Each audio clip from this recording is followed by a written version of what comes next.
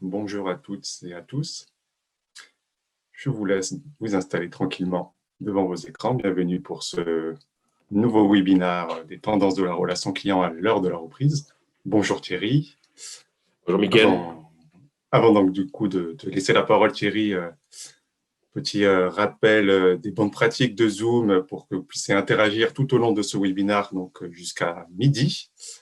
Donc vous pouvez utiliser le chat pour converser donc, avec les panélistes, mais aussi avec tous les participants. Donc, sélectionnez bien à qui vous souhaitez discuter et vous pouvez utiliser l'outil Q&R, donc Q questions et réponses pour poser vos questions, toutes vos questions que nous aborderons à la fin de cette conférence à 11h45, le temps que Thierry donc, présente les nouvelles tendances de la relation client à l'heure de la reprise, un sujet qui est passionnant, surtout avec la date du 19 mai qui approche, qui sera le moment de la réouverture, du déconfinement, du début du déconfinement que l'on attend tous. Donc voilà, un moment joyeux et excitant que nous allons vivre ensemble pour découvrir ces tendances que vous avez peut-être aussi vécues en fin d'année 2020 avec la conférence annuelle de Thierry sur les tendances de la relation client. Vous avez découvert ces 6 tendances et est-ce qu'elles ont évolué à l'heure du contexte que nous avons vécu, à l'heure du Covid? Est-ce qu'elles ont évolué sur ces derniers mois? C'est la réponse que va nous donner aujourd'hui Thierry. Et donc Thierry, je te laisse la parole. À toi de jouer. Merci beaucoup Mickaël. Bonjour à tous. Bienvenue à tous ceux qui se connectent. Nous allons débuter comme prévu. Comme vous l'a dit Mickaël, je serais ravi de passer un quart d'heure avec vous en fin de présentation pour essayer de répondre à vos questions. Pendant ma présentation, Mickaël poussera un certain nombre de liens utiles lorsque je ferai référence à une étude, un billet ou une des publications de l'Académie du service. Donc, c'est ce que je ferai et ce qu'il fera pendant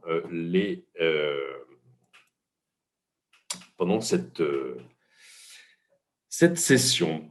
Alors, je partage mon écran. Mickaël, tu peux me confirmer que celui-ci s'affiche. C'est parfait. C'est parfait. Donc, on peut commencer. Alors, c'est un exercice un peu particulier que je vais vous proposer pendant 45 minutes. Peut-être avant, vous souhaitez à nouveau la bienvenue, vous dire qui nous sommes. Alors, Mickaël et moi-même et tous nos collègues qui sont connectés, nous travaillons à l'Académie du service. L'Académie du service est une entreprise de conseil et de formation qui existe depuis vingtaine d'années, qui a la chance d'accompagner des entreprises de toute taille et de tout secteur, comme vous pouvez le voir.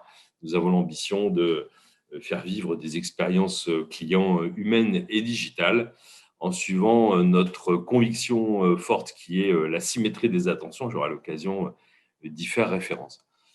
Alors, certaines et certains d'entre vous ont assisté à ma conférence des tendances 2021 qui a eu lieu au mois de décembre dernier. Et puis, en fait, il s'est passé beaucoup de choses. Donc, on a eu la demande de certains de nos clients.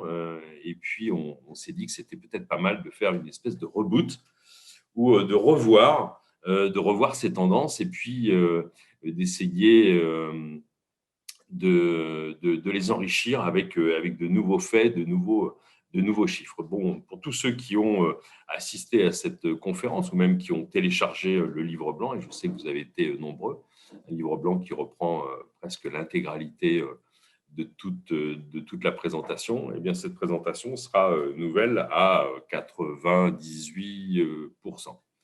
Alors, à vrai dire, l'exercice des tendances est un exercice de prospective. On ne peut pas dire que ce sont de nouvelles tendances, mais on peut dire que ce sont des tendances qui, avec la crise, ont été quelque peu amplifiées, ou on pourrait dire qu'elles se sont cristallisées pour une partie d'entre elles. Alors, d'où vient le contenu de ces tendances? Eh bien, il vient des rencontres qu'on peut faire avec nos clients tous les jours. Ces tendances viennent aussi de nos lectures.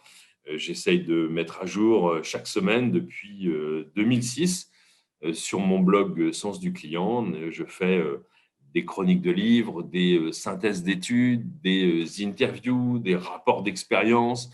j'ai rapporté un certain nombre de nouveaux faits déjà depuis le mois de décembre. Je vais essayer d'en partager quelques-unes avec vous.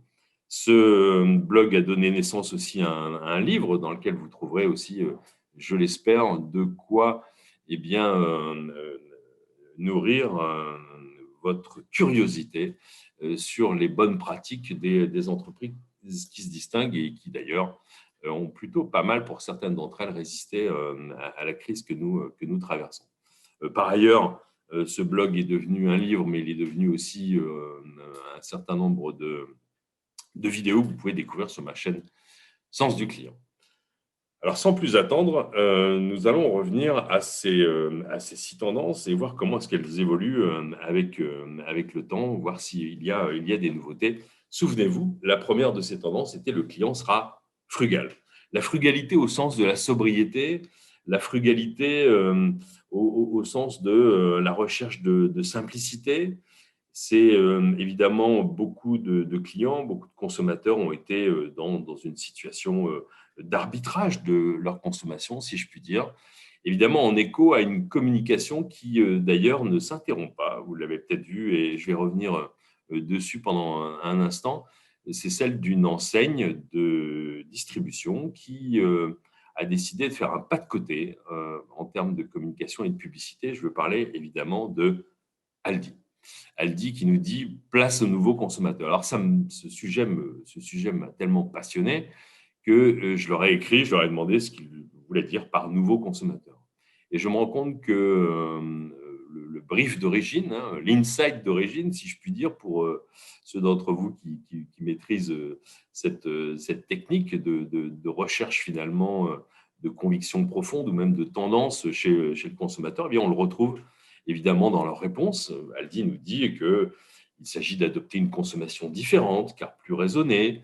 Ils veulent convaincre tous ceux qui pensent qu'un modèle de consommation alternatif est possible. Et je voudrais justement parler de ça. Alors, en termes de résultats, qu'est-ce que ça donne, ce nouveau consommateur, pendant l'année 2020 ? Eh bien, ça donne plutôt de très bons résultats. Aldi est en croissance de 12%. Lidl, qui fait aussi partie de ce secteur du hard discount, est en croissance de 16%, une hausse qui est 2 fois plus forte que celle du marché des produits alimentaires et de grande consommation. C'est ce qu'a noté dans un article paru le 2 mai dernier, Le Monde, qui précise qu'avec la crise sanitaire, le retour en grâce des enseignes discount. Alors évidemment, notre client frugal cherche à faire des économies, mais est très sensible à la simplicité, très sensible à la clarté du positionnement. Il y a une autre enseigne qui m'a aussi intéressé, c'est Action. Action, qui a été élue il y a quelques semaines, enseigne préférée des Français dans sa catégorie, sur une étude de Ernst & Young Parthénon sur 50 000 consommateurs en Europe. Action passe de la 9e à la 7e place sur 146 enseignes avec 31% de fans, comme le dit cette étude. Alors, ce n'est pas seulement, comme je le pensais, une étude de mesure du nombre de fans, mais plutôt une étude complète de satisfaction générale sur un certain nombre de critères, aussi bien la qualité de l'offre, le rapport qualité-prix, comme vous pouvez le voir ici. Et ce qui me fait dire que cette enseigne, qui finalement n'a pas une grande notoriété ou qui n'est pas souvent dans le radar de nos études sur l'expérience client, devrait aussi nous faire réfléchir. La frugalité, c'est aussi la recherche d'une consommation alternative. J'avais pas mal évoqué, vous le retrouverez dans mon livre blanc et sur mes billets de tendance 2021, la croissance de Vinted en France, bien sûr, mais ça ne m'a pas échappé. Il y a 15 jours, j'ai entendu Antoine Joutot, qui était invité de l'émission Quotidien, qui venait présenter l'engouement des Français pour Le Bon Coin. Le Bon Coin qui est aussi comme Lidl avec ses baskets au sommet de la hype, puisque vous voyez que maintenant Catherine Deneuve fait la promotion de sa collection de cocottes en porcelaine. On est passé de 28 millions d'annonces en ligne en janvier 2020 à 44 millions en avril 2021. Et comme vous pouvez le voir sur le classement d'activité Instagram, eh bien, Le Bon Coin est entre Netflix, Decathlon, Tinder et Deliveroo. Et Antoine Joutot nous dit effectivement qu'il y a un phénomène qui est en train d'exploser, c'est le mieux consommé. Alors, quand j'ai publié exercice de tendance, et notamment le client sera frugal. J'ai lu pas mal d'articles, il y a même des livres, dont un que je vous conseille qui s'appelle Le consommateur éternel infidèle, dont j'ai fait la chronique sur mon blog, qui s'interrogent, en tout cas certains experts qui sont interviewés dans ce livre s'interrogent sur la réalité de la consommation différente, la réalité de la consommation alternative. Alors, j'ai fait des recherches sur le sujet et j'ai trouvé une étude passionnante et je vous invite à la télécharger gratuitement, hein. C'est une étude de Wavestone, une excellente étude qui s'appelle le baromètre des nouvelles tendances de consommation et qui présente finalement l'écart entre les intentions et les comportements. Et c'est ce qui nous obsède tous, hein, en tant que responsable de l'expérience client, lorsque on s'intéresse véritablement au comportement, et entre le déclaratif, comme on peut le voir dans certaines études, et puis ce qui se passe dans la réalité. Alors, en fait, il y a 25 points d'écart entre ce que souhaitent les consommateurs, ce qu'ils souhaitent en termes de consommation responsable, et puis la réalité, c'est-à-dire seulement 48% déclarent acheter déjà responsable, hein, si je puis dire, et alors que 73% ont ce souhait. 25 points d'écart. Et là, ce que je vous présente ici, c'est issu de ce baromètre de Wavestone, c'est les plus grands écarts, en fait, et les plus faibles écarts. Le plus faible écart est dans les produits alimentaires. Il n'y a que 7 points de différence entre les consommateurs qui souhaitent consommer responsable et ceux qui déclarent déjà acheter responsable. De même, les produits d'entretien sont les deuxièmes à avoir ce plus faible écart, c'est-à-dire que les clients arrivent à trouver finalement entre leur souhait d'une consommation alternative, hein, ce souhait d'être ce nouveau consommateur, comme le dit Aldi, alors que dans l'électroménager, l'hi-fi, dans l'informatique, dans les consoles de jeux, eh bien, cet écart est encore plus grand. Les clients n'arrivent pas à trouver, ne consomment pas responsables, n'ont pas finalement de propositions qui puissent correspondre à leurs aspirations qui sont grandissantes. Ce qu'on peut noter, ce qui s'est passé dans les derniers mois, il y a eu des annonces, et notamment des annonces retentissantes, qui me font dire que les entreprises doivent s'intéresser à enrichir, élargir leur offre et proposer vraiment des solutions pour que le client se sente finalement mieux. Alors, c'est le cas d'un de nos clients, en l'occurrence, qui a fait une annonce, en tout cas, la presse en est fait l'écho, c'est McDonald's. McDonald's a annoncé il y a quelques semaines l'arrêt de la vente de bouteilles en plastique d'ici à la fin de l'année. Quand McDonald's décide quelque chose, quand McDonald's, dans ses 1500 restaurants, avec ses 70 000 collaborateurs, ses 2 millions de repas servis par jour, eh bien, ça fait 75 millions de petites bouteilles d'eau en moins. Ça fait 1500 tonnes de plastique en moins. Et pourquoi est-ce que je prends cet exemple? C'est parce que dans cette étude que je vous recommande également, qui est l'étude de l'Opsoco, l'Opsoco nous dit que un des marqueurs de l'engagement dans la consommation responsable est l'évolution du rapport à l'eau en bouteille, figurez-vous. 17% des Français ont réduit leur consommation d'eau en bouteille, 13% l'ont éliminé de leur consommation, et le marché de l'eau en bouteille ne cesse de décroître.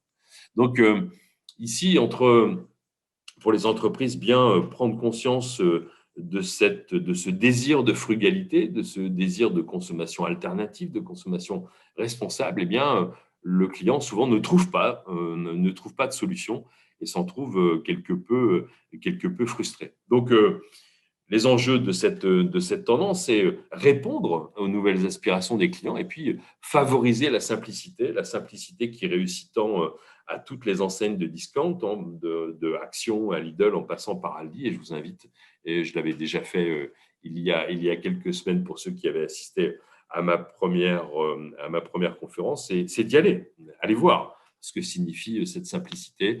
Je rappelle que dans le Global Simplicity Index, qui est une étude anglaise que j'adore, qui mesure la simplicité aux yeux des clients, le premier sur le podium mondial, c'est Netflix. Le deuxième, c'est Aldi, contre toute attente. Et le troisième, c'est Google. Donc, voilà pour le client frugal et un peu le reboot, la mise à jour de cette première tendance. La deuxième tendance, le client sera attentif.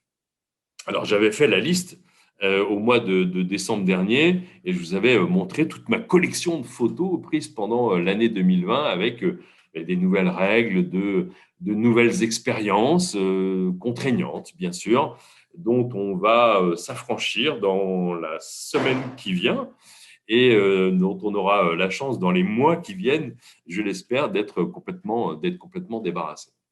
En fait, toutes ces contraintes ont donné des idées, évidemment, aux entreprises dans la distribution, mais pas seulement, dans le divertissement.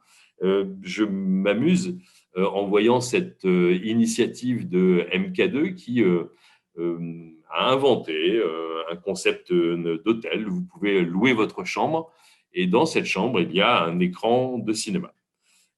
La distance fait que, et puis la fameuse chronologie des médias, hein, vous savez, le temps qui doit séparer la sortie d'un film de sa mise à disposition en VOD fait qu'on pense à de nouvelles solutions. On se dit, puisque certains films ne sortiront pas avant un certain nombre de mois sur le petit écran, pourquoi est-ce que ce petit écran ne se déplacerait pas dans le cinéma et pourquoi est-ce que la maison, l'appartement du client, la chambre du client ne se déplacerait pas directement dans le cinéma?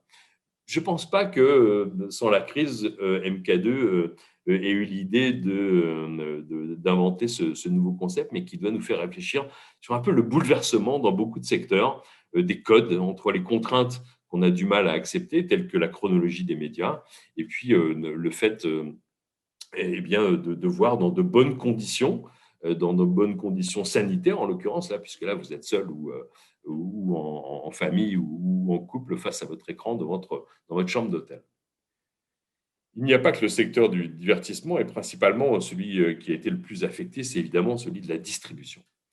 Dans l'étude de Wavestone, vous trouverez également de nombreux chiffres, et notamment ceux-ci qui sont les axes d'amélioration de l'expérience client vus par les clients. Vous voyez que le paiement sans contact recueille 79% de taux d'accord, le paiement en caisse libre-service à 71%, la détection automatique des articles à la caisse 69%, la réception du ticket de caisse de façon dématérialisée 68%. En ce qui me concerne, j'ai fait les 4 expériences. Le paiement sans contact, maintenant, je dirais que c'est devenu presque un standard. Le paiement en caisse libre-service, c'est aussi pour certaines enseignes, notamment dans la grande distribution, devenu un standard. Et malheureusement, les arbitrages se font souvent au détriment de la relation humaine. Quel dommage!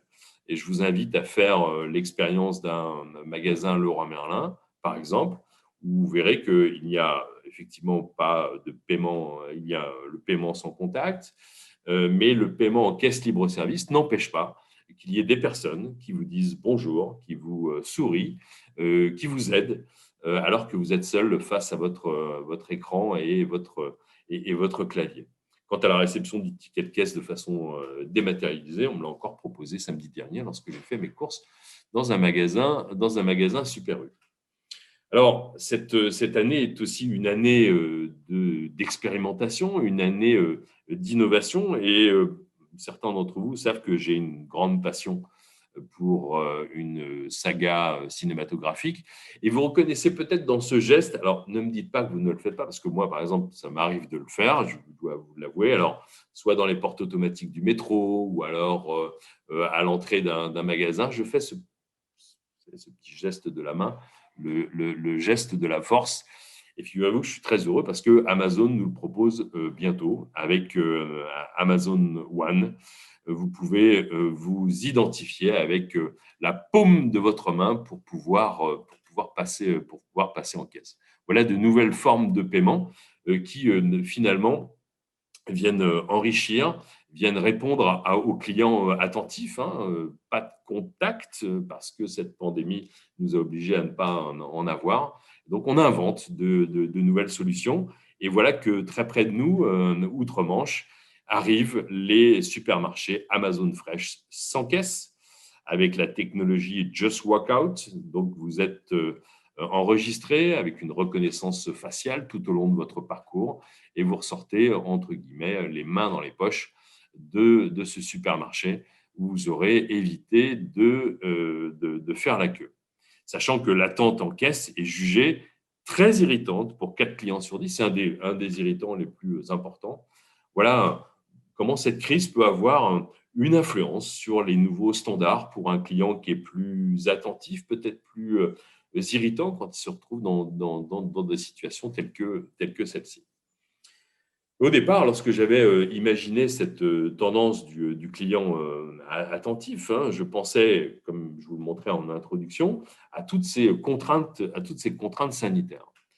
Et en fait, pendant cette année, vous avez peut-être pris le train et vous avez vu que eh bien, le renforcement du nettoyage des trains était annoncé. Et maintenant, vous avez même des annonces, ce dont je me réjouis à bord, lorsqu'on vous annonce parfois le nom du conducteur de votre TGV, le nom de votre hôte, le nom du barista, lorsque les bars seront ouverts, bien entendu, et parfois le nom de l'hôte propreté qui vient nettoyer, qui vient ramasser vos déchets, qui vous indique aussi comment bien porter le masque. Je l'ai vécu aussi la semaine dernière et ça concernait bien évidemment mes voisins.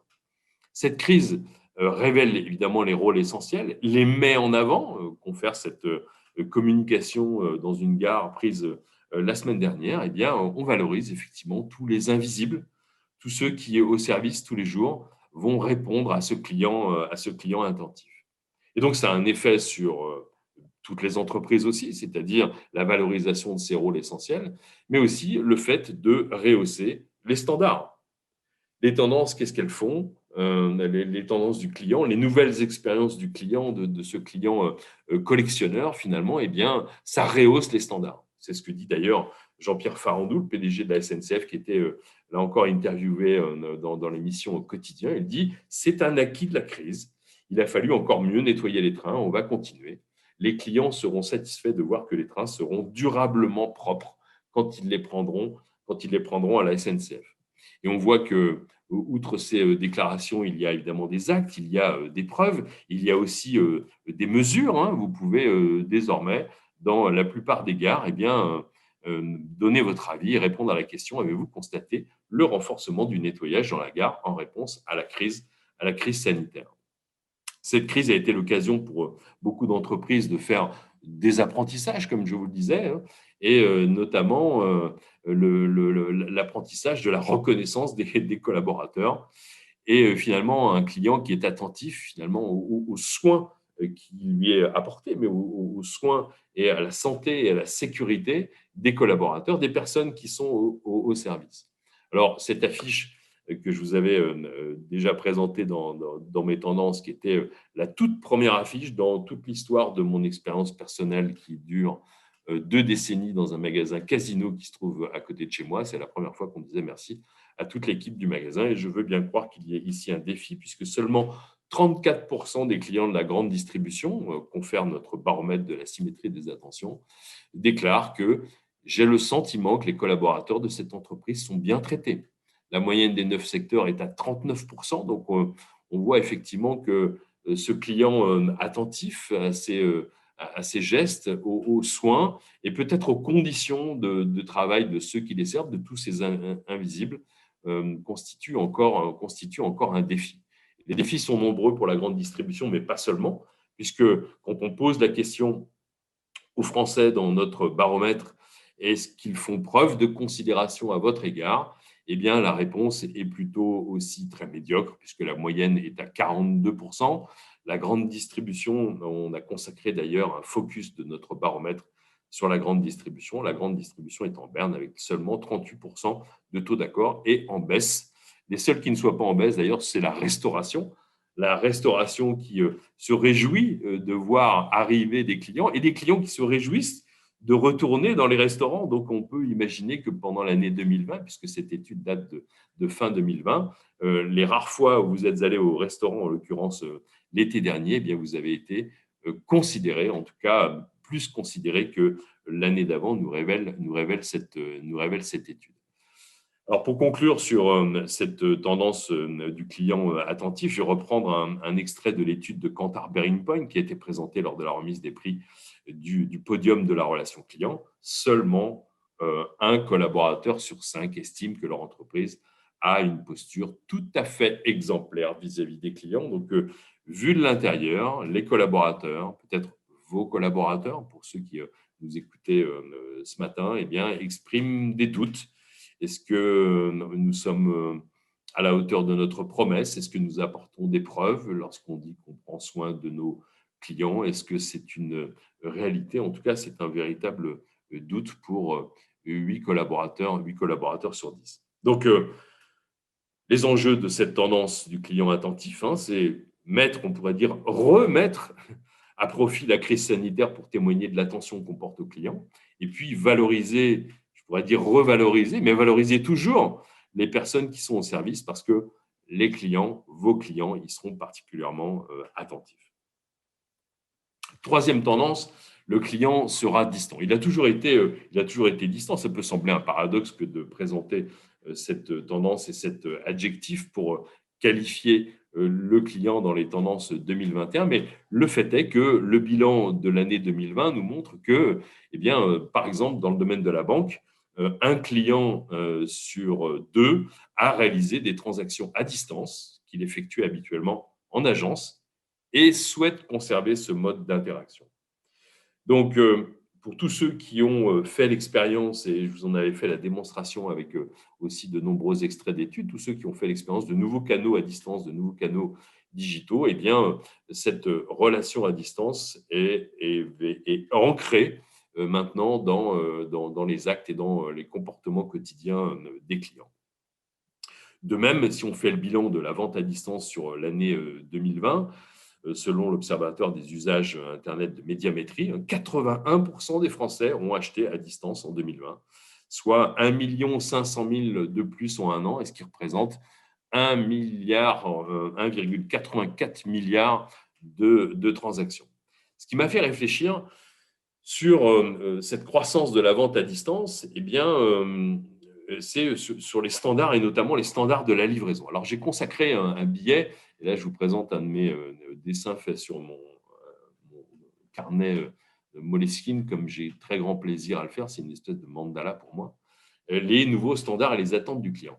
Alors, ça ne concerne pas que les entreprises qui livrent, que les entreprises de la vente à distance, parce que quand vous voyez, par exemple, que l'attente pour un remboursement, c'est 6 jours maximum, si 42 millions de Français ont une expérience dans l'e-commerce en 2020, s'attendent à un remboursement en 6 jours maximum, ces nouveaux standards de remboursement, ces nouveaux standards de délai en termes de transactions, en termes d'expérience, devraient toucher, comme par un effet de halo, tous les secteurs d'activité.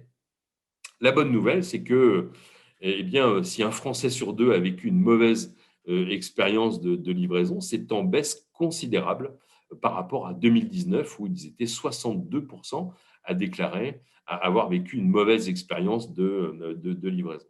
Une mauvaise expérience de livraison, c'est synonyme évidemment d'abandon d'achat, et bien plus élevé qu'en Europe. 31%, pour 31% des Français, une mauvaise expérience signifie un départ et au moins immédiat, et donc le panier qui n'est pas rempli, versus 21% en Europe. Vous voyez que les standards de délai de livraison, le délai moyen attendu aujourd'hui en France est de 3,4 jours.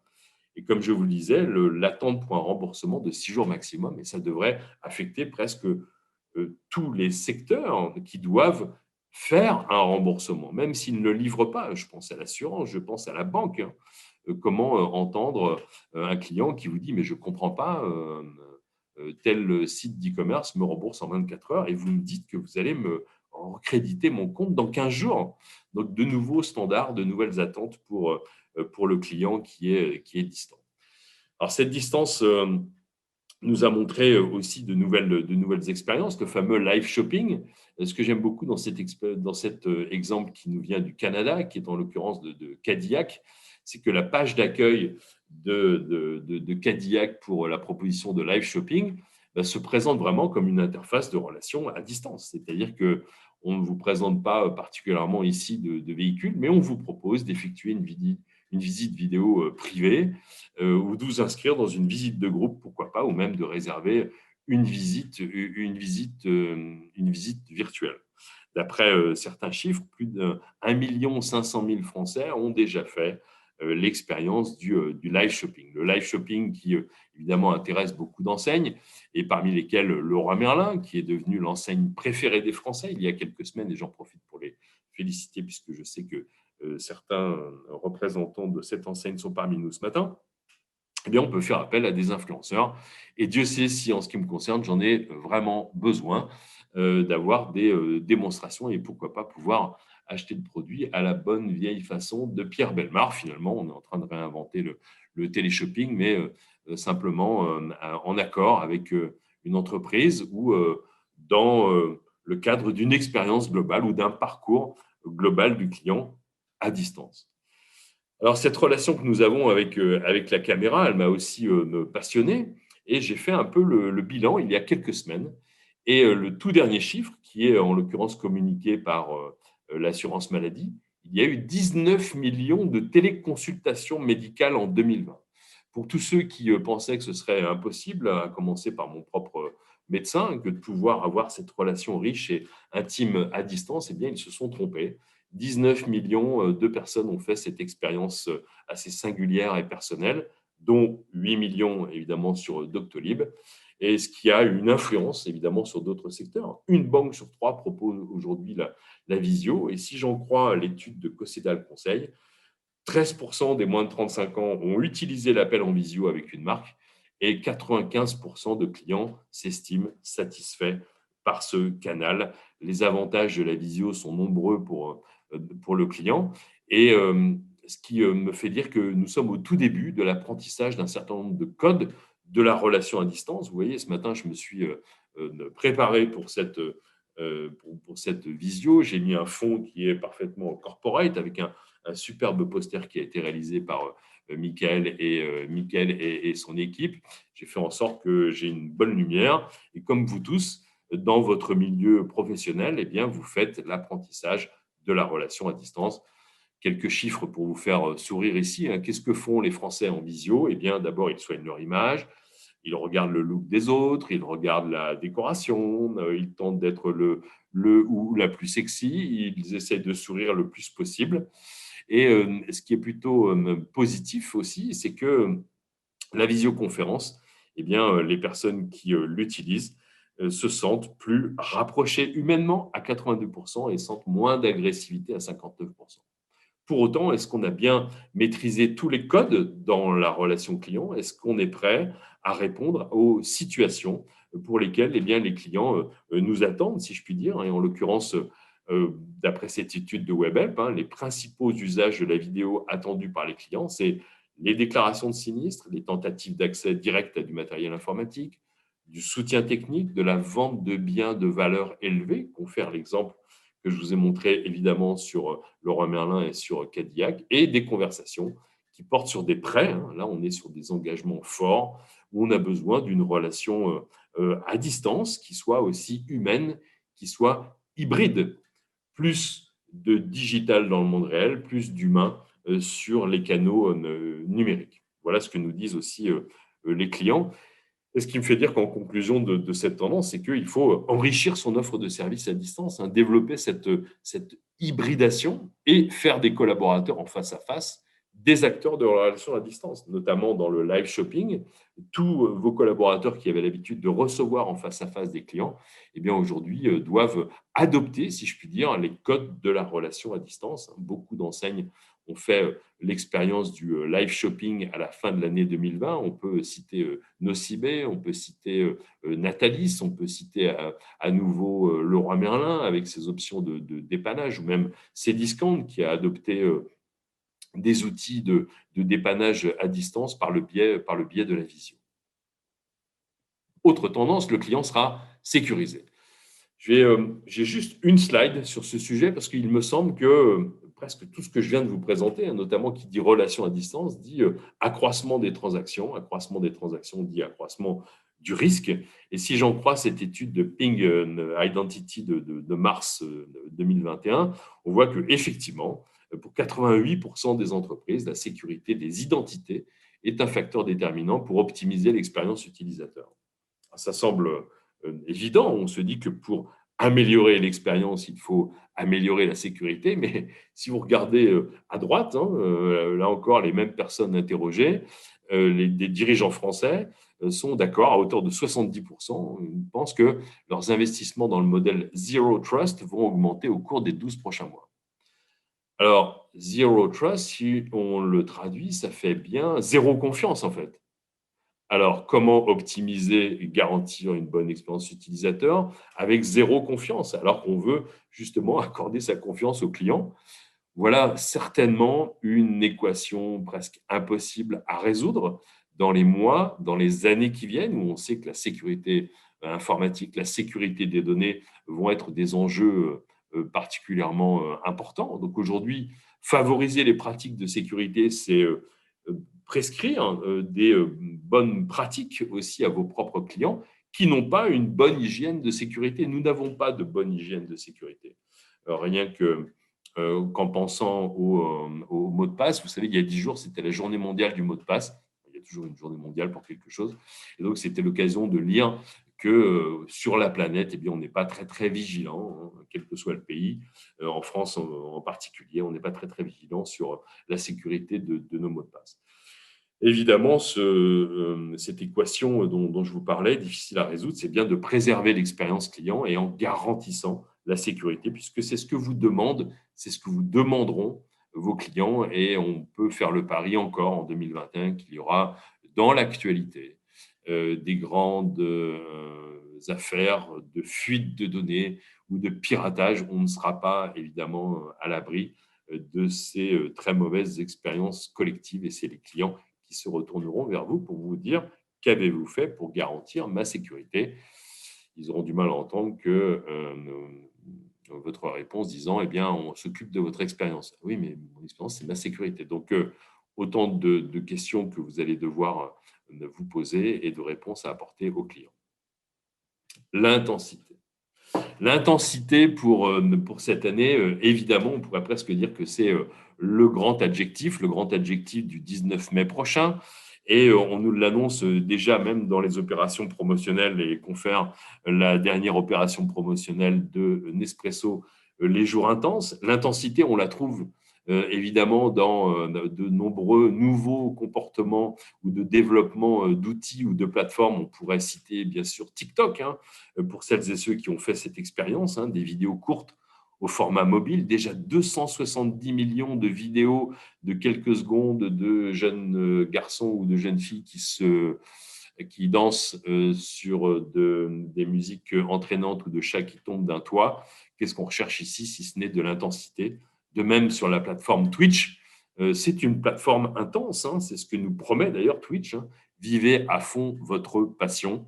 Le magazine L'Équipe, c'est quand même rare que l'équipe s'intéresse à l'expérience client ou soit citée ici dans mes tendances, mais l'équipe a signalé un record qui a été battu, 2,4 millions de spectateurs sur un stream, c'est-à-dire 2,4 millions de spectateurs qui suivent une personne qui est en train de jouer à un jeu vidéo et qui partagent ses meilleures solutions. Nous sommes dans cette intensité à distance, mais l'intensité à laquelle je fais référence, c'est celle de la semaine prochaine, l'intensité au sortir de la crise. C'est Zalando qui nous dit ensemble, bientôt, c'est tout ce dont nous rêvons. Et les conditions finalement de cette intensité, eh bien, c'est aussi la possibilité de tester un produit physiquement en magasin. Et ça reste un critère d'achat structurant. Nous, on dit cette étude que j'ai déjà citée de Wavestone, 86% des Français le jugent important, 10 points de plus, dont 28% indispensable, plus 14%. Donc les clients ont besoin de revenir, ont besoin de tester, ont besoin de voir, ont besoin de vivre des expériences intenses. Et cette intensité, nous dit ce sondage d'OpinionWay pour les Échos et Salesforce en décembre dernier, eh bien 9 clients sur 10 assurent que les entreprises doivent remettre davantage d'humain dans la relation avec les clients pour mieux les fidéliser. Toutes les situations que j'ai pu vous présenter, y compris en clin d'œil, celle du paiement par la paume de la main ou des caisses automatiques, eh bien, ne jamais oublier que c'est finalement le bon équilibre, et je ne suis pas certain que dans beaucoup d'enseignes de distribution, on ait trouvé ce bon équilibre entre ce self-care, ce self-service, et puis cette relation intense et humaine, de même dans la banque ou l'assurance. Alors, je vais faire une petite parenthèse philosophique, vous inviter à lire un excellent livre, et je sais que certains et certaines d'entre vous ici l'ont lu. Je vous invite à lire le livre de Charles Pépin, et peut-être qu'on aura son témoignage dans quelques mois à l'Académie du Service, mais je ne vous en dis pas plus.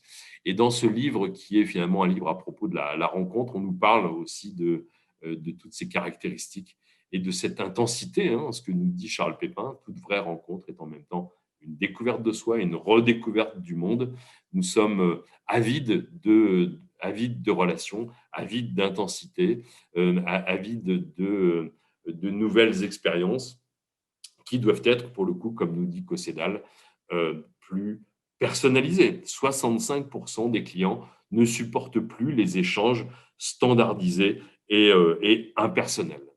C'est un point aussi qui concerne aussi bien la relation en face à face que la relation à distance, la mise à profit de toutes les données disponibles pour le client pour retrouver cette relation personnalisée. Alors, je voudrais conclure sur cette tendance sur l'intensité par la joie, finalement. C'est une des émotions qu'on attend. C'est évidemment le corollaire de cette intensité. Où est-ce qu'on trouve la joie d'après Brandwatch, qui a analysé des millions d'avis clients en ligne?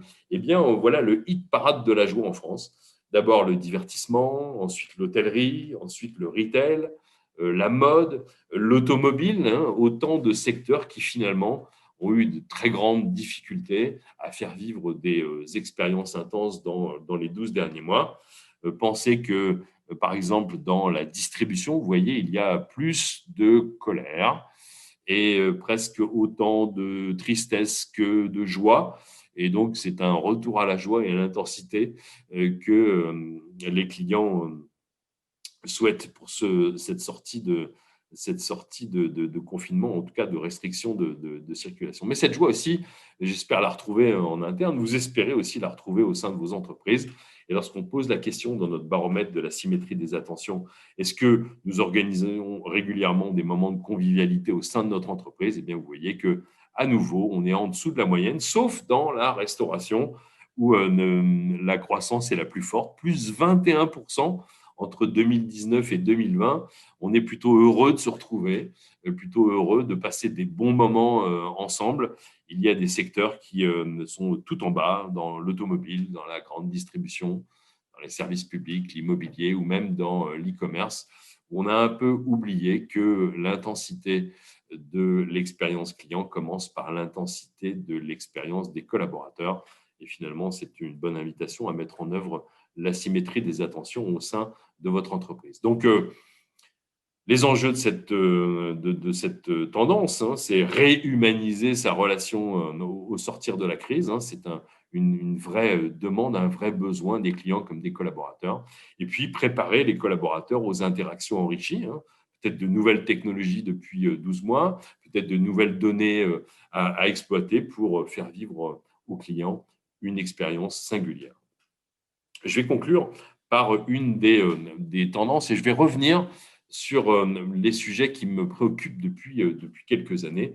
Et quand j'entends polarité, j'entends évidemment opposition. Notre monde, notre actualité, ce qui nous entoure, nous pousse à la polarité, nous pousse à l'opposition. Pour ou contre manger de la viande, pour ou contre les OGM, pour ou contre la livraison en vélo. Est-ce que lorsque je mange de la viande, est-ce que les animaux souffrent? Est-ce que lorsque je vais dans une enseigne de fast fashion, est-ce que j'ai un peu d'empathie pour toutes les personnes qui ont fabriqué mon t-shirt à 8 € à l'autre bout du monde? En tout cas, c'est des questions qu'on se pose aujourd'hui. Cette culpabilité sur laquelle j'avais mis le doigt il y a déjà quelques années, eh bien, c'est la dernière campagne d'Europe 1. Peut-on encore consommer sans culpabiliser? Ou alors, l'avant-dernière couverture de Sociétaire, faut-il se sentir coupable? Et là encore, vous verrez dans les bonnes librairies qu'elles sont ouvertes, eh bien, des publications, l'exploitation à la cool qui est sortie il y a 6 mois sur l'enfer de la livraison à vélo, et l'ubérisation piège à con qui vient de sortir il y a quelques semaines dans les coulisses du travail en miettes. on propose aux clients, on propose aux lecteurs de découvrir un peu l'envers du décor, l'envers de cette livraison qui est finalement pas très, très responsable ou très, très respectueuse, en tout cas des conditions de travail des collaborateurs. C'est ce qui fait que le client est évidemment dans cette situation de culpabilité, mais qui est invité à faire des choix. À propos de choix, j'aimerais revenir sur une étude qui a été faite l'été dernier et qui a fait couler beaucoup d'encre. Dans toute l'histoire de mon blog depuis 2006, il y a un billet que j'ai pu écrire qui a donné lieu à des affrontements, mais comme verbaux, j'entends, hein, à des débats pas toujours bienveillants, mais en tout cas à des débats. Et c'est ce classement. Ce classement qui disait qu'avant le confinement et après le confinement, quand on posait la question à un panel de professionnels de l'expérience client, eh bien, on nous disait que l'entreprise la plus inspirante était Amazon. Et après le premier confinement, en l'occurrence l'été dernier, eh bien, c'était la Maïf. Deux entreprises que tout oppose, en fait. Deux entreprises qui produisent finalement de la polarité. Alors, pour réconcilier tous ceux qui pensaient ou qui disait que la Maïf, finalement, qu'est-ce qu'elle produit comme expérience client? Eh bien, elle produit la meilleure relation client. C'est ce que nous dit le podium de la relation client 2021. Pour la première fois depuis 18 ans, eh bien, la Maïf est sur le podium, tout secteur confondu. En plus d'avoir reçu le prix Excellence Client, bien sûr, mais la Maïf est déjà numéro 1 de son secteur depuis 18 ans, ce qui constitue un record, et maintenant au-dessus de la plupart des enseignes qui sont dans ce panel. La Maïf, tout comme Amazon, finalement, deux visions du monde. Et il n'y a pas une semaine sans qu'il y ait un article dans la presse ou alors une émission comme Complément d'enquête qui est passée il y a 3 semaines à la télévision et qui nous rappelle finalement l'envers du décor. Et pourtant, nous, vous, en tant que professionnels de l'expérience client, est-ce qu'on doit choisir? Est-ce qu'on peut choisir entre le champion de l'expérience client mondiale, et je vous rappelle, on peut en être fier que l'homme le plus riche du monde est un homme qui est passionné par l'expérience client, et puis une entreprise qui propose une autre voie finalement, la voie en l'occurrence de la société à mission, la voie de la raison d'être, la voie d'un accord avec ses principes, avec ses valeurs. Et donc, le match du siècle, finalement, c'est celui qu'on retrouvera, que les clients retrouveront dans leur quotidien, qui feront face à des choix qui sont parfois difficiles ou des situations de culpabilité. J'ai un tout petit signal faible à partager avec vous avant de conclure. Il me semble que c'est la première fois depuis que je suis client d'Amazon, c'est-à-dire 21 ans maintenant, c'est la première fois que on me propose une enquête de satisfaction. Une enquête de satisfaction sur l'image d'Amazon. Et donc, je vous ai fait une copie d'écran. Et voilà ce qu'Amazon a soumis. Peut-être que certains ou certaines d'entre vous ont répondu à cette question. Et si vous regardez le libellé des réponses, vous voyez que Amazon est évidemment sensible à cette situation de polarité. Est-ce que vous pensez qu'Amazon met ses capacités au service du bien commun? Tiens, le bien commun et même le mieux commun, c'est presque une phrase de la raison d'être de la Maïf. Est-ce que Amazon se soucie de son impact sur les pays dans lesquels elle opère? Est-ce qu'elle crée des emplois de qualité? Est-ce qu'elle se soucie de son impact sur l'environnement? Donc, Amazon, qui n'est pas dirigé par des gens nés de la dernière pluie, pense effectivement qu'il se passe quelque chose et qu'il va falloir, bien sûr, y répondre. Alors, pour terminer, une image issue directement de mon réfrigérateur pour vous faire sourire. Un petit changement, j'aime bien les petits changements. Ce petit changement est celui de Fleury Michon. Fleury Michon qui a un peu changé son logo, peut-être un petit peu plus rond, mais à peine. Mais surtout, qui a changé sa signature. La signature de Fleury Michon dit beaucoup pour moi. Fleury Michon, maison familiale et vendéenne depuis 1905.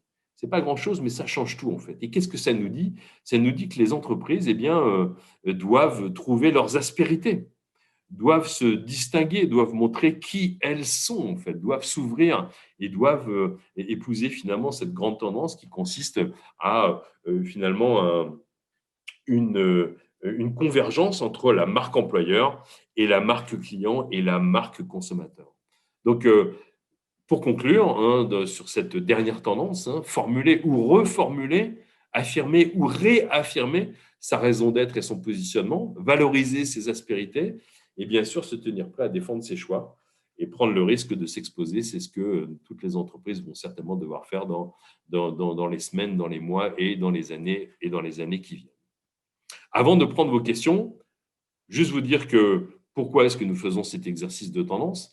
C'est parce que nous voulons vous proposer évidemment des solutions pour vous aider à faire rimer cette réouverture et ce rebond perçu par les clients comme par les collaborateurs. Et qu'est-ce qu'on fait à l'Académie du service?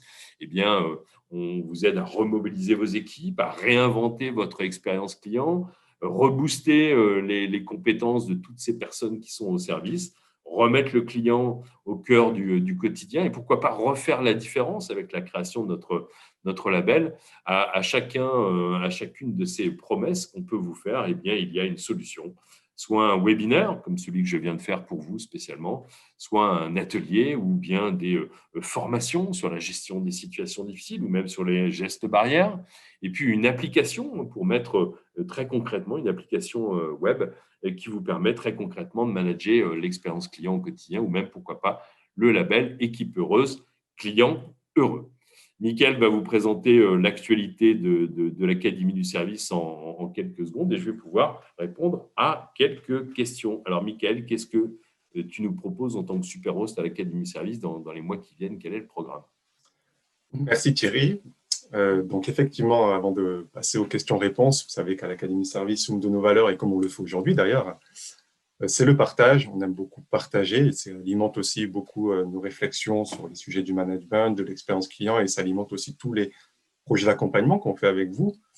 Et donc, ces tendances que vous avez découvertes aujourd'hui, redécouvertes même, si je peux dire, et ben, ce sont des événements, des contenus que nous enrichissons toute l'année, donc par des conférences. Donc, la prochaine conférence dans laquelle on aura plaisir à vous accueillir également, c'est un webinaire que l'on organise avec Toucan sur le sujet de la data au service du management de l'expérience client. Donc, je vous invite à aller voir ces événements sur notre site internet, sur la page d'événements du site. Et aussi, donc, on organise ou co-organise des événements, mais on participe aussi à des événements.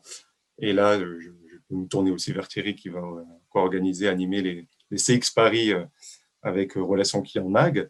Et bien sûr, notre colloque annuel que l'on fait une fois par an, donc, qui est l'événement de l'Académie du service. On réunit près de 400 personnes dans un château forme généralement. Donc là, ce sera au château forme Georges V à Paris, donc le 24 septembre, où on abordera les sujets des entreprises à mission, mais aussi des entreprises qui ont fait face à la crise, qui ont rebondi aussi au moment de cette ouverture dont on parle aujourd'hui. Donc, on vous invite dès à présent à vous inscrire pour le 24 septembre. Le programme sera mis à jour dans les prochains jours sur notre site internet. Et aussi, pour continuer aussi toujours à enrichir cette réflexion sur des sujets qui nous passionnent, nous réunissons aussi une fois par mois des membres de tout secteur pour parler et discuter autour d'un intervenant qui partage son expérience à la fois client et collaborateur. Et là, vous avez donc lors de ce club, et je pense qu'il y a certains membres qui sont présents aujourd'hui qui peuvent réagir, hein, vous en parler. Donc voilà, les entreprises qui sont intervenues ou qui vont intervenir cette année. Donc vous avez les logos qui s'affichent sur l'écran et bien sûr tous les contenus que vous pouvez retrouver. Donc je vais partager quelques-uns avec les liens des publications que nous mettons en téléchargement gratuit et bien sûr le manifeste de la symétrie d'attention dont la 3e édition sortira justement à l'occasion de ce colloque Culture Service du 24 septembre et bien sûr nos blogs, donc le blog de Thierry qui a 2 billets par semaine et le blog de l'Académie du service également pour retrouver tous ces contenus et continuer à vous alimenter sur ces sujets qui passionnent. Voilà Thierry, je te laisse Merci beaucoup. Merci regarder on va aborder tout de suite vos questions. Frédéric nous dit « Bonjour, la frugalité, je pense, concerne toutes les générations. Je suis des comptes de personnes qui sont complètement dans cet état d'esprit. Ceux-ci sont vraiment des personnes de tout âge. J'ai l'impression que les milléniaux ont d'état sur les autres générations. Est-ce bien ce que vous avez constaté ?» Bien sûr, je pense que naturellement, hein, c'est ce que dit d'ailleurs le PDG du Bon Coin, il pense qu'il y a effectivement cet effet cet effet d'entraînement, si je puis dire, hein, être plus sensible à l'environnement. Alors maintenant, attention, je vous invite à télécharger l'étude formidable de l'Obsoco sur la consommation responsable. On voit que les plus jeunes ont plus de mal à consommer responsable, si je peux apporter un peu de nuance à ma réponse. Chantal nous dit « Je viens de commander 4 livres sur le site de la FNAC, ils sont bien arrivés, mais à Chambourcy, où je vais devoir aller les chercher, est-ce une nouvelle tendance? Je l'ignore, en l'occurrence. Qu'entendez-vous par sécuriser l'identité? Par quoi cela se traduit-il concrètement d'un point de vue client? Sécuriser l'identité, en l'occurrence, vous savez, les technologies dites de KYC pour Know Your Customer sont des contraintes, sont des obligations, notamment pour les banques, pour éviter toutes les fraudes. Hein. C'est une obligation légale pour les banques aujourd'hui d'avoir une identité garantie. Mais évidemment, aujourd'hui, on voit que ces nouvelles contraintes, cette contrainte réglementaire deviendra bientôt une contrainte pour beaucoup de secteurs qui devront vraiment demander à leurs clients de s'identifier, et ce, quel que soit le secteur d'activité. Aurélie nous dit « Comment anticiper 2022 ? Est-ce qu'après ce contact à distance forcé succède des vidéos ? Je me demande si le client aura justement envie de retrouver un contact humain en face à face dès que possible, et c'est ce qui pourrait faire la différence pour certains clients entre deux sociétés. Je pense que oui, c'est notre conviction.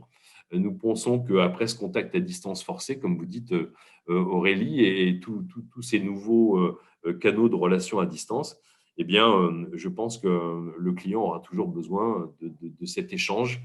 En revanche, ce qui va certainement changer, c'est l'équilibre entre les échanges à distance et les échanges en face à face, l'équilibre entre le self-care et la relation humaine. Et donc, ce qui veut dire que pour la banque, par exemple, ça signifie que peut-être que les rendez-vous en agence dureront plus longtemps, puisque les clients auront de plus en plus l'occasion de faire un certain nombre de transactions ou d'opérations tout seuls. Mais il faudra leur consacrer peut-être plus de temps quand on sera face à eux, en fait. Et donc, ça sera certainement le bon équilibre, la bonne hybridation des canaux entre le digital et la relation humaine. Le lien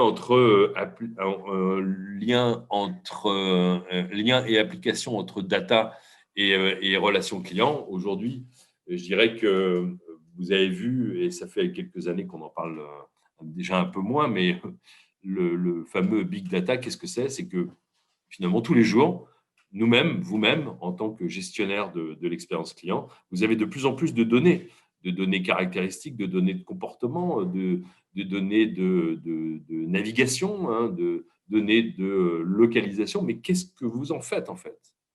Qu'est-ce que vous en faites? Comment vous l'organisez? Comment est-ce que vous scorez vos clients? Et surtout, quelle information actionnable vous donnez à vos collaborateurs? Voilà un des grands enjeux pour les entreprises face à un nombre grandissant de données disponibles.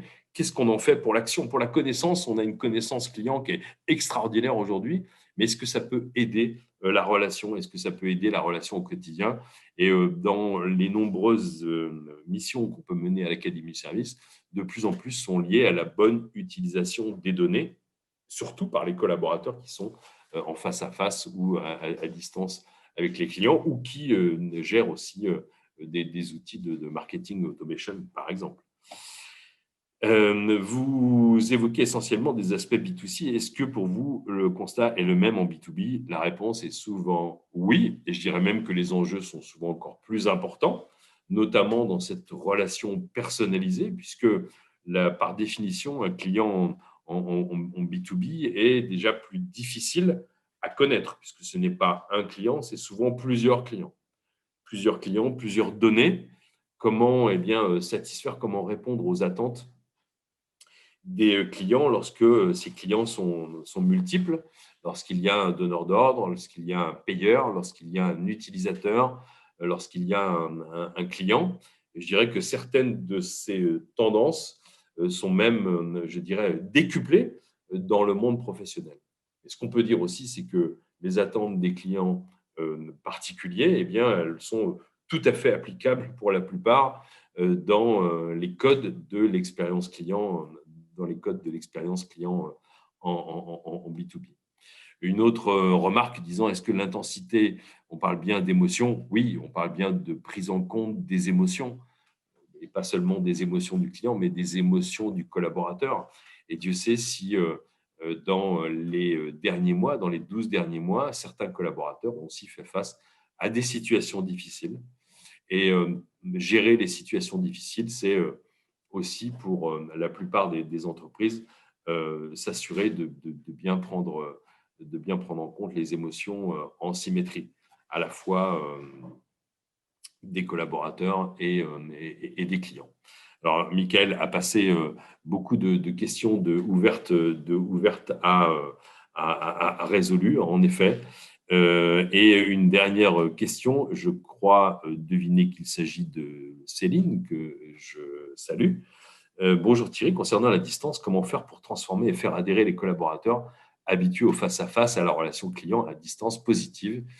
Eh bien, je dirais qu'il y a ce pont à faire avec leur vie privée et avec leur vie professionnelle. Comment est-ce que vous vous attendez à ce que vos collègues se comportent derrière une caméra dans une réunion? Qu'est-ce que vous trouvez acceptable ou non acceptable dans une relation à distance? Et lorsque vous détectez un irritant dans votre expérience personnelle, est-ce que vous pensez que c'est celui de votre client lorsque vous êtes au bureau? Et je pense que projeter les collaborateurs dans leur expérience personnelle, leur demander de parler, d'évoquer ce qui est un irritant, de les aider à prendre le point de vue du client est certainement une des meilleures solutions. Et cette relation client à distance positive, eh bien, pour beaucoup d'entreprises, Céline, il s'agit d'un apprentissage. Les entreprises qui sont nativement à distance maîtrisent tous ces codes. Et pour des entreprises qui sont dans des situations mixtes, où on doit effectivement combiner et apprendre à faire des réunions ou à faire des visios avec les clients, il y a encore beaucoup de choses. À apprendre. Et aujourd'hui, il n'y a pas beaucoup de champions dans ce domaine, ou en tout cas pas suffisamment de formation ou de solutions. Et croyez-moi, c'est un sujet que nous sommes en train d'investiguer activement à l'Académie du service. Je pense qu'il est 12h02 et Mickaël, c'est peut-être le moment de remercier toutes les personnes qui ont participé. Je vois dans la discussion qu'il y a eu de nombreux feedbacks. Merci à Gilles, merci à Anna, merci à François. J'espère que Mickaël, vous allez tirer profit de tous les liens que Mickaël a pu vous envoyer, les liens vers des études qui sont principalement gratuites. Et vous avez été nombreux aujourd'hui. Donc, merci Mickaël pour l'organisation de ce webinaire. Merci à tous d'y avoir assisté. Je vous donne rendez-vous très, très bientôt, que ce soit dans notre webinaire sur la data avec Toucan-Toco, comme vous l'a dit Mickaël, le 1er juin, et puis ensuite la réunion de CX Paris avec beaucoup d'intervenants, dont certains étaient là d'ailleurs ce matin comme spectateurs, et bien évidemment au mois de septembre lors de notre colloque. Donc, vous recevrez également un questionnaire de satisfaction, parce que voilà, vos feedbacks sont toujours intéressants pour améliorer nos manifestations. Et bien sûr, il y aura un replay de ce webinaire, et effectivement, on va regarder avec Thierry pour éventuellement créer un livre blanc sur ces tendances de la relation client à l'ère de la reprise. Donc, vous serez bien sûr informé de tous ces contenus, comme j'essaie de le faire depuis maintenant un petit moment à l'Académie du service. Merci à tous. Pour celles et ceux qui se posent la question du replay, oui, il y aura un replay. Est-ce qu'on peut obtenir le support présenté ce jour? Oui, on est en open source quand on fait du partage à l'Académie du service. Donc, tout est disponible, y compris les 130 slides de ma présentation du mois de décembre dernier qui ont été enrichis sous forme d'un livre blanc qui est tout à fait téléchargeable également. Donc, merci pour tous vos messages d'encouragement et je vous donne rendez-vous à très, très bientôt. Merci encore à toi, Mickaël, et bonjour à tous mes collègues de l'Académie du Service qui sont virtuellement autour de moi aujourd'hui. Merci Thierry, merci à tous. Très bonne journée et bon long week-end pour ceux qui prennent le long week-end. Merci, Mickaël. À très bientôt.